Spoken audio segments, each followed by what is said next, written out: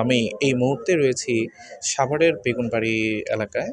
তো মূলত আমার পিছনে যে বাড়িটি দেখতে পাচ্ছেন, সেই বাড়িতে আসলে যে কলকাতায় হোটেলের অগ্নিকাণ্ডে যে মারা গেছে সাভারের আমিনবাজারে আহমেদ বাবু, মূলত এটি কিন্তু তার বাড়ি। তো আসলে এই আহমেদ বাবুর যে মৃত্যুর খবর পৌঁছেছে আসলে পরিবারের কাছে ঘণ্টাখানেক আগে।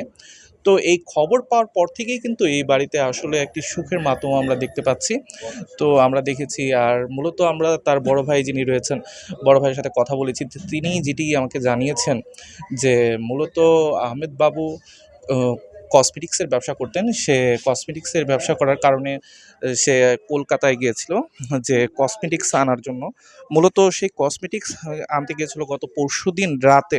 তো সেখানে পরশুদিন রাতে যাওয়ার পর সে পৌঁছে এবং হোটেলে পৌঁছায়। তো হোটেলে পৌঁছানোর পরেই কিন্তু যে রাত, সেই রাতেই কিন্তু এইরকম একটি অগ্নিকাণ্ডের ঘটনা ঘটে এবং এই অগ্নিকাণ্ডে আহমেদ বাবু যিনি, তিনি কিন্তু মূলত অগ্নিদগ্ধ হয়ে নিহত হয়েছেন। তো আসলে তিনি কিন্তু উম এই পরিবারের ৪ ভাইয়ের মধ্যে তিনিই ছিল সবার ছোট।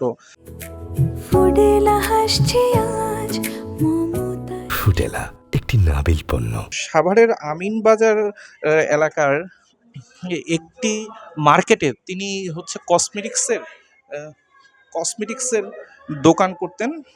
তো সেই কসমেটিক্সের দোকান থেকে মূলত সেই কসমেটিক্স আনার জন্যই কিন্তু তিনি গিয়েছিল।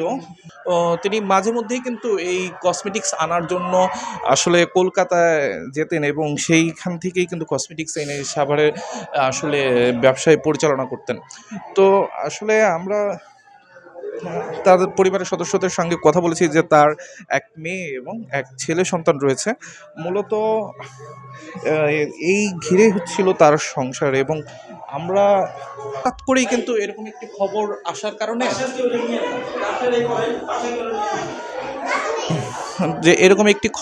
কারণে কিন্তু আসলে সবাই ভেঙে পড়েছে। তার আত্মীয়-স্বজনরা কিন্তু মূলত আসলে এই বাড়ির দিকে আসছেন এবং এই যে খবরটি কিন্তু আসলে খুবই একটি হৃদয় বিতারক একটি ঘটনা। তো এখানে কিন্তু আমরা আসলে তার প্রতিবেশী যারা রয়েছেন, প্রতিবেশীদের সঙ্গে কথা বলেছি। তারা যে বিষয়টা আমাদেরকে জানিয়েছেন আহ, যে আহমেদ বাবু আসলে ব্যবসা পরিচালনা করতেন এবং তিনি কিন্তু মূলত যে তার বিষয় সম্পর্কে আমরা একটু জানতে চাইবো যে আসলে তিনি কেমন ছিলেন, কি ঘটেছিল। জি, একটু আমাদেরকে বলবেন। যে উনি তো এলাকার মধ্যে ছিল, ভালোই ছিল এলাকার মধ্যে, ছোটো ভাই বাদা কেউ সাথে কোনো গ্যাঞ্জাম নাই। তারপরে কথাবার্তা আচরণ খুব ভালো ছিল, ভদ্র ছিল। তো মনে একটা দোকান ছিল, এটা আমার বাসা পাড়া বেশি ছোটো বয়সে দেখছি, আলহামদুলিল্লাহ খুব ভালোই ছিল আর কি। উনি কিসের দোকান করতো, কি মাঝে মধ্যে যেতেন কিনা? উনি আপনি কসমেটিক দোকান দিত, মাঝে মাঝে ইন্ডিয়া যেত মাল আনতে। ওই তোর তো ছিল এক হোটেলও ছিল। আমার এক মামা ফোন দিল, মামা বাবু মারা গেছে। কোন বাবু? ও তো বাড়ির সাথে। কিভাবে? ওই ইন্ডিয়ায় যে হোটেলে আগুন লাগে। পরে ওনার সাথে এসে মামার সাথে দেখা, পরে এখানে আসলাম আর কি দেখতে আর কি, খোঁজখবর নিতে। ও তো আমি এলাকার মধ্যে কবর খুঁজি, এলাকাবাসীকে মারা গেলে আমি কবর খুঁজি পাই, আমার 150 মতন হবে যে আমি কবর খোঁজা হয়েছে আর কি, আলহামদুলিল্লাহ।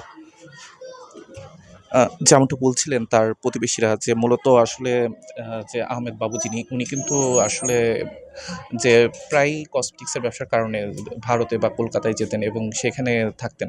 তো আসলে মূলত তার মৃত্যুর খবর পেয়ে কিন্তু আসলে প্রতিবেশী যারা রয়েছেন, তারা কিন্তু মূলত এই বাসার সামনে এসে ভিড় করছেন বা পরিবারকে সান্ত্বনা দেওয়ার জন্য এখানে আসছেন।